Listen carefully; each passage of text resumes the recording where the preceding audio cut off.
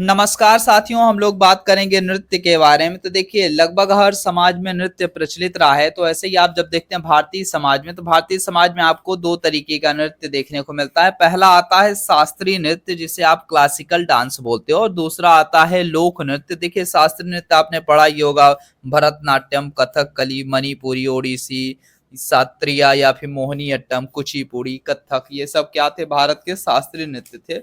और दूसरा आप देखेंगे तो लोक नृत्य देखने को मिलता है, जो फोक डांस होता है। तो फोक डांस ये क्षेत्रीय संस्कृति को बताता है साथियों। और वहीं अगर शास्त्रीय नृत्य की बात करें तो इसमें आप देखेंगे तो तांडव और लास्य देखने को मिलता है। जो तांडव था स्पेशली पुरुष तबके के लिए था, और लास्य जो था वो स्त्री तबके के लिए था।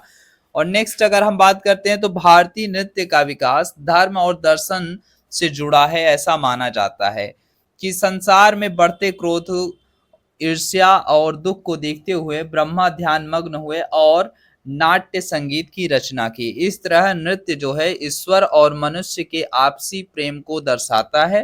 और नेक्स्ट अगर आप बात करेंगे तो भारतीय नृत्य कला के दो अंग माने जाते हैं, एक तांडव और दूसरा लास्य माना जाता है।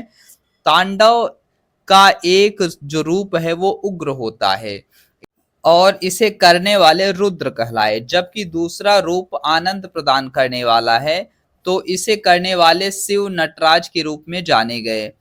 अब इस तरह तांडव का संबंध सृष्टि के उत्थान और पतन से जोड़ दिया जाता है साथियों, ठीक है। और तांडव जो है आप देखेंगे तो नृत्य मुख्यतः पुरुषों द्वारा ही किया जाता है और उग्र नृत्य के रूप में इसकी पहचान की जाती है, मतलब थोड़ा सा एग्रेसिव डांस के तौर पे जाना जाता है तांडव को। जबकि लास्य जो है वो कोमल नृत्य के तौर पे जाना जाता है, पार्वती या स्त्रियों के माध्यम से ये किया जाता है। भरत मुनि ने नाट्य शास्त्र में स्त्री और पुरुष दोनों के लिए तांडव उपयुक्त बताया है, ठीक है, इतना याद रखना है। कौन से मुनि? भरत मुनि ने कौन से शास्त्र में? नाट्य शास्त्र में क्या कहा था कि जो तांडव नृत्य है वो स्त्री और पुरुष दोनों के लिए उचित माना गया है, ठीक है। अब नटराज शिव की मूर्ति की बात कर लेते हैं साथियों। आपने ज्यादातर मूवीज या पिक्चर में जरूर देखा होगा नटराज की मूर्ति। तो नटराज शिव की बात करें तो कहा गया कि प्राचीन काल में शिव की वंदना अनेक रूपों में की गई, जिसमें नटराज सर्व प्रमुख माने गए।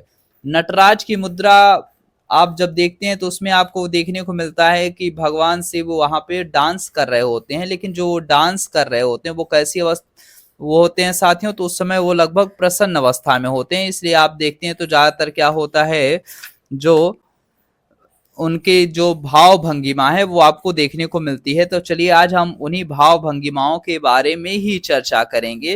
तो कहा जाता है कि नटराज की मुद्रा में नृत्य करते हुए शिव और उनकी भुजाएं प्रतीकात्मक अर्थ लिए हुए हैं। उनके चारों ओर आप जब देखते हैं भगवान शिव जहां डांस कर रहे होते हैं तो उनके चारों ओर अग्नि का घेरा आपको देखने को मिलता है। अब देखिए जो पूरा का पूरा आप देखेंगे तो एक सर्कल होता, सर्कल के अंदर नटराज की मूर्ति आपको देखने को मिल जाती है, और जिसमें आप देखेंगे तो अग्नि का घेरा दिखता है और एक पांव जो है भगवान शिव क्या करते हैं, एक पांव से राक्षस को दबाए हुए हैं और दूसरा पांव नृत्य की मुद्रा में ऊपर उठा हुआ है। मतलब जो उनका सेकेंड लेग है साथियों, जो दूसरा पैर है वो नृत्य जैसा लग रहा है जैसे वो नृत्य कर रहे हो, और एक पैर से उन्होंने राक्षस को दबा के रखा है। कुछ इस तरीके का आपको नटराज की मूर्ति देखने को मिलती है। मतलब अग्नि का घेरा चारों ओर और भगवान शिव डांस कर रहे हैं, जिसमें एक पैर से राक्षस को दबाए हुए हैं, दूसरा पैर हवा में उठा हुआ है, जैसे इंसान डांस करता है, कुछ इस तरीके आपको देखने को मिल जाता है। अब बात करते हैं वहीं ऊपर उठे हुए एक हाथ में आप देखेंगे तो भगवान शिव ने डमरू पकड़ा हुआ है, और कहा जाता है जब डमरू ये जो ध्वनि बजती है तो ये जो ध्वनि है वो सृजन का प्रतीक है। किसका प्रतीक है? सृजन का। और दूसरे हाथ में अग्नि है जो विनाश का प्रतीक है। मतलब सोचिए एक तरफ जो डमरू है वो सृजन का वो कर रहा है, और दूसरा आप देखेंगे तो अग्नि जो है वो विनाश का प्रतीक है। एक अन्य हाथ आप देखेंगे तो अभय मुद्रा में उठा हुआ है, ठीक है। जो अभय मुद्रा क्या है? बुराइयों से रक्षा करता है। तो अभय मुद्रा किसका प्रतीक माना गया है? बुराइयों से रक्षा करने का प्रतीक के तौर पे अभय मुद्रा को जाना जाता है। इस तरह आप देखेंगे तो मूर्ति में भगवान शिव को सृजनकर्ता, संहारक, दाहक के रूप में आपको देखने को मिल जाता है। इस पूरे के पूरे आप देखेंगे तो नटराज की मूर्ति में आपको सेम देखने को मिलता है साथियों, जिसमें आप देखेंगे तो भगवान शिव को सृजनकर्ता, संहारक और दाहक के रूप में दिखाया गया है। नटराज के इस नृत्य को नदांत नृत्य कहते हैं। कौन सा नृत्य कहेंगे? नदांत नृत्य कहा गया है। इसमें सृष्टि का निर्माण और प्रलय शामिल है, क्योंकि आप सोचिए भगवान शिव जहां देख रहे हैं आप, अग्नि के घेरे में आप देखेंगे तो वो डांस कर रहे हैं, एक पैर से राक्षस को दबाए हुए हैं और दूसरा पांव नृत्य की मुद्रा में उठा हुआ है।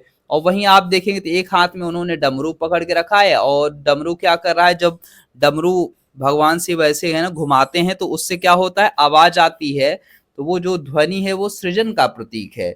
और दूसरे हाथ में आप देखेंगे तो अग्नि है जो विनाश का प्रतीक है, क्योंकि आग, लोग जानते हैं आग क्या काम है, आग का काम है जलाना, ठीक है।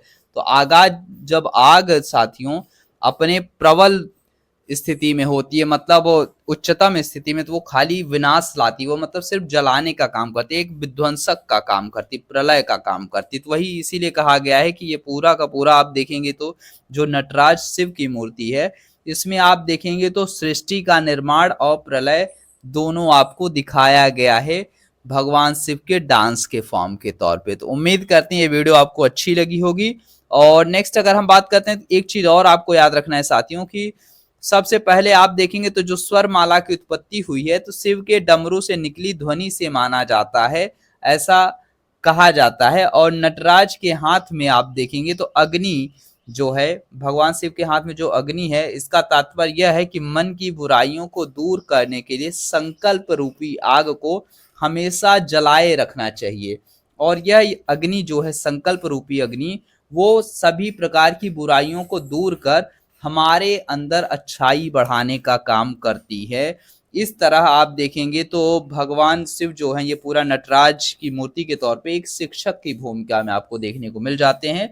और पांव के नीचे जो कुचला हुआ दानव है वो अज्ञान का प्रतीक है साथियों, ठीक है, इतना याद रखना है, जो शिव द्वारा नष्ट किया जाता है। इस तरह जो नटराज शिव अज्ञान है ना, अज्ञान का विनाश कर ज्ञान का प्रसार करते हैं, क्योंकि जब राक्षस को मार दोगे, अज्ञान को मार दोगे, तो ऑटोमेटिकली आप में क्या होगा, धीरे धीरे ज्ञान का प्रसार बढ़ेगा। तो उम्मीद करते हैं ये वीडियो पसंद आई होगी साथियों। मिलते हैं अपने नेक्स्ट वीडियो में, और नेक्स्ट वीडियो में हम लोग बात करेंगे शास्त्रीय नृत्य के बारे में बात करें, जिसमें हम लोग भरतनाट्यम, कुचिपुड़ी, कथकली, कथक है ना, इन सभी डांस के बारे में विस्तार से जानेंगे। और वीडियो अच्छी लगी तो इसे ज्यादा से ज्यादा शेयर करिएगा। आप देखिए ये वीडियो एक तरीके का ऑडियो पॉडकास्ट टाइप का है, आप इसे, आप अपना कुछ भी काम कर रहे हो, आप इसे आराम से ऑन कर दीजिए, वीडियो चलता रहेगा, आप ऑडियो सुनते रहिए। तो उम्मीद करते हैं वीडियो अच्छी लगी होगी। तो मिलते हैं अपने नेक्स्ट वीडियो में साथियों, तब तक के लिए आप सभी को नमस्कार साथियों।